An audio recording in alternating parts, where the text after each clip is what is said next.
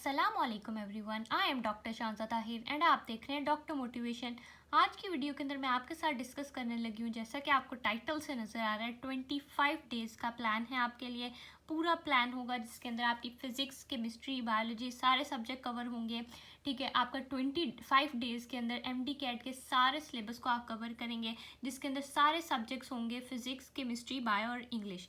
ठीक है, तो आज का स्केड्यूल आपके लिए बहुत इंपॉर्टेंट होने वाला है। अगर आप चैनल पर नए हैं तो जल्दी से आपने चैनल को सब्सक्राइब कर देना है। फर्स्ट ऑफ ऑल मैं आपको कुछ इंपॉर्टेंट बातें जो बताना चाहती हूँ आपके स्केड्यूल को स्टार्ट करने से पहले। तो आपने सबसे पहले क्या करना है, आपको सबसे पहले तो लेना होता है अपना लेक्चर। ठीक है, आपने लेक्चर ले लिया, आपने चाहे ऑनलाइन लेक्चर लेना है या आपने कहीं से फिजिकली लेक्चर कोई एकेडमी ज्वाइन की हुई है, कुछ भी आपने किया हुआ है, आपने उन टीचर का अच्छे से एक तो लेक्चर नोट डाउन करना है। नेक्स्ट पर आपने क्या करना है, आपने नोट्स बनाने हैं। और अगर आप रिपीटर हैं या इम्प्रूवर हैं तो आपने पहले से नोट्स बनाए होंगे, तो फिर आप उन्हीं नोट्स को यूज़ करके उसको अपना मॉडिफाई कर सकते हैं। कुछ एक्स्ट्रा बात जो आपको दोबारा टीचर बता रहे हैं और वो आपके नोट्स में नहीं है तो आप वो ऐड ऑन साथ में कर लें। आपको दोबारा से नए नोट्स बनाने की कोई ज़रूरत नहीं है, इस तरह से आपका टाइम भी वेस्ट हो जाएगा। आपने टाइम वेस्ट नहीं करना, आपने स्मार्ट स्टडी को लेके चलना है। आपने कभी भी इतना हार्ड वर्क नहीं डालना, आपने थोड़ी सी हार्ड वर्क डालनी है, लेकिन आपने उस जगह पे हार्ड वर्क डालने का कोई फ़ायदा नहीं है जहाँ पर आप स्मार्ट वर्क से काम चला सकते हैं।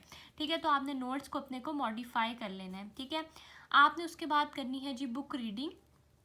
जो भी एक स्पेसिफिक टॉपिक आपने आज पढ़ा है, सपोज कर लेते हैं जैसे कि इलेक्ट्रॉनिक्स का टॉपिक है, आपको आज फिजिक्स का पढ़ाया गया, आपने उसका लेक्चर ले लिया, नोट डाउन कर लिया, नोट्स बना लिया। अब आपने घर आकर उसकी बुक रीडिंग करनी है। कोई पॉइंट जो आपका मिस हो गया था लेक्चर में नहीं है लेकिन आपकी बुक के अंदर लिखा हुआ है, क्योंकि आपकी मेन जो टेक्स्ट बुक है वही आपकी एक मेन बुक है जिससे आपका एमडी कैट एक्सट्रैक्ट होना होता है। तो आपने अपनी बुक को ज़रूर फोकस करना है। बहुत सारे लोग आपको ये कहेंगे कि फ़िज़िक्स के लिए बुक रीडिंग की ज़रूरत नहीं होती, लेकिन ऐसा बिल्कुल नहीं है। मैं आपको ज़रूर कहूँगी कि आपने एक एक लाइन को बुक को पढ़ना है। आपकी केमिस्ट्री में तो एग्जैक्ट बुक की लाइंस आई होती हैं, तो आपने बुक को ज़रूर फोकस करना है। ठीक है, तो आपने बुक रीडिंग कर ली है। ठीक है जी, अब आपका यहाँ पे ये सारा कुछ करके कॉन्सेप्ट हो गया है जी क्लियर। अब आपका कॉन्सेप्ट बन गया, आपने सारा कुछ कर लिया। अब आपने फोर्थ पॉइंट क्या करना है कि आपने करनी है उसकी प्रैक्टिस। अब प्रैक्टिस भी आपने मिनिमम 2 सोर्सेज रखने हैं। ठीक है जी, और मैं आपको किप्स की जो बुक होती है वो रिकमेंड करूँगी कि आप उसको source as a source of practice इस्तेमाल कर सकते हैं।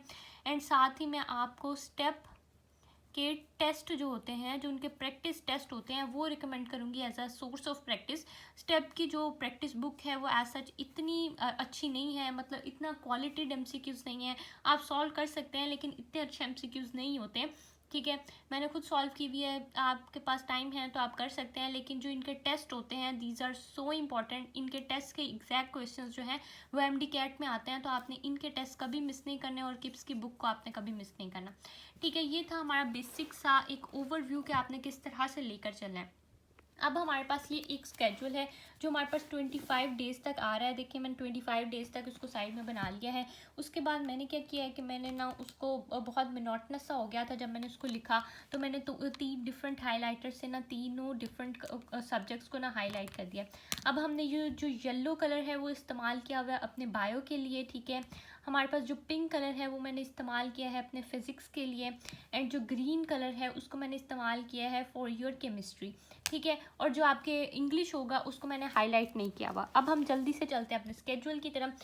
फर्स्ट ऑफ ऑल जो डे 1 है उस पर आपने क्या करना है, आपने करना है जी बायो का ए सेलुलर लाइफ को। ठीक है, आपने फिजिक्स का करना है इलेक्ट्रॉनिक्स का चैप्टर, आपने रेस्पिरेटरी सिस्टम का चैप्टर करना है अपना बायो का। ठीक है, आपने 2 बायो के चैप्टर को कवर करना है एंड आपने एक फिजिक्स के चैप्टर को कवर करना है। हमारे पास आ जाता है जी डे 2। डे 2 पे आपने क्या करना है, आपने सेल स्ट्रक्चर एंड फंक्शन वाले चैप्टर को अच्छे से करना है जो आपके बायो का है। देन आपने फिजिक्स का फोर्स एंड मोशन का टॉपिक अच्छे से करना है तैयार, एंड साथ ही आपने इंग्लिश का करना है सब्जेक्ट वर्ब एग्रीमेंट का topic. Then we have the day 3। तो डे 3 पर आपने क्या करना है, आपने करना है प्रोकैरियोट्स। ठीक है, किंगडम प्रोकैरियोट जो है आपके पास, आपने उसको अच्छे से तैयार करना है for your biology. And chemistry का आपने टॉपिक करना है इंट्रोडक्शन टू फंडामेंटल केमिस्ट्री। ठीक है, तो ये आपने तैयार कर लेना है। Then we have the day 4। Day 4 पर आपने करना है इनहेरिटेंस या वेरिएशन एंड जेनेटिक्स वाला जो टॉपिक है आपका बायो का। तो ये बहुत इंपॉर्टेंट टॉपिक है, इसमें से बहुत इंपॉर्टेंट एमसीक्यूज बनते हैं, ये बहुत इंपॉर्टेंट है। आपने इसको एक पूरे दिन के अंदर अच्छे से तैयार करना है। साथ ही हमारे पास आ जाता है जी डे 5। तो डे 5 पे आपने बायो का करना है जी स्पोर्ट एंड मूवमेंट वाला चैप्टर, एंड साथ आपने करना है जी केमिस्ट्री का गैसेस का चैप्टर, एंड साथ आपने इंग्लिश का कर लेना है नाउन का टॉपिक।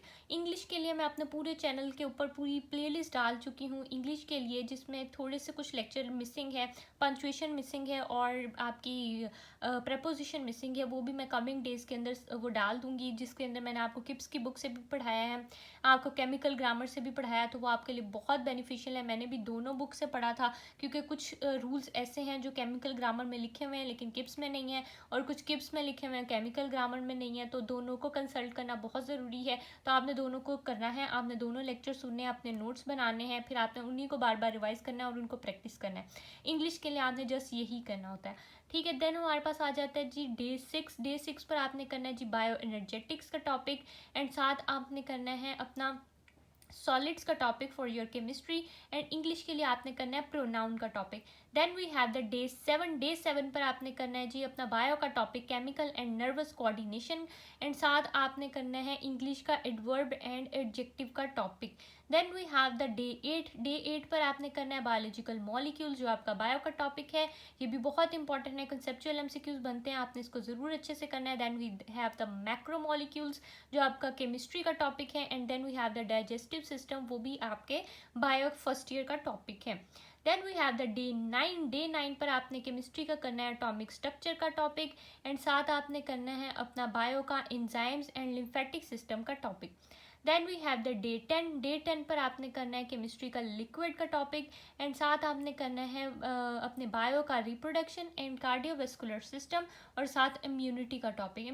इम्यूनिटी के अंदर से बहुत ज़्यादा कंसेप्चुअल एमसीक्यूज बनते हैं, तो आपने इसको ज़रूर अच्छे से करना है। Then we have the day 11। Day 11 पर आपने करना है जी अपना फिजिक्स का इलेक्ट्रोमैग्नेटिज्म, एंड साथ आपने अपना केमिस्ट्री का करना है रिएक्शन काइनेटिक्स, और साथ आपने इंग्लिश का करना है verb. Then we have the day 12। Day 12 पर आपने करना है इलेक्ट्रोस्टैटिक्स, साथ में आपने करना है अपना केमिस्ट्री का थर्मोकेमिस्ट्री का टॉपिक, एंड साथ आपने करना है अपना प्रेपोजिशन का topic. Then we have the day 13। Day 13 पर आपने अपने फिजिक्स का करना है थर्मोकेमिस्ट्री, देन आपने बायो का करना है एवोल्यूशन, एंड साथ आपने अपना इंग्लिश का टॉपिक जो कवर करना है that is combination mistakes and the miscellaneous mistakes. Then we have the day 14। Day 14 पर आपने अपने केमिस्ट्री का टॉपिक करना है जी केमिकल बॉन्डिंग, एंड साथ ही आपने अपने बायो का टॉपिक करना है kingdom animalia. Then we have the day 15। Day 15 पर आपने करना है जी एसपी ब्लॉक एलिमेंट, जो आपका केमिस्ट्री का टॉपिक है, एंड साथ आपने करना है आर्टिकल, जो आपके इंग्लिश का और टेंसेज और क्लॉजेज और फ्रेजेस वाले टॉपिक आपने करना है। Then we have the day 16। Day 16 पर आपने करना है जी केमिस्ट्री का अपना transition elements and fundamental of organic chemistry. Then we have the day 17। Day 17 पर आपने अपने केमिस्ट्री का करना है केमिस्ट्री ऑफ हाइड्रोकार्बन, एंड साथ आपने इंग्लिश का करना है पंक्चुएशन का topic.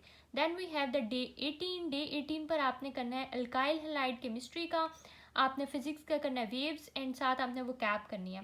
Then we have the day 19। Day 19 पर आपने करना है जी थर्मोडायनेमिक्स अपना, then aldehyde ketones and alcohol phenols का टॉपिक।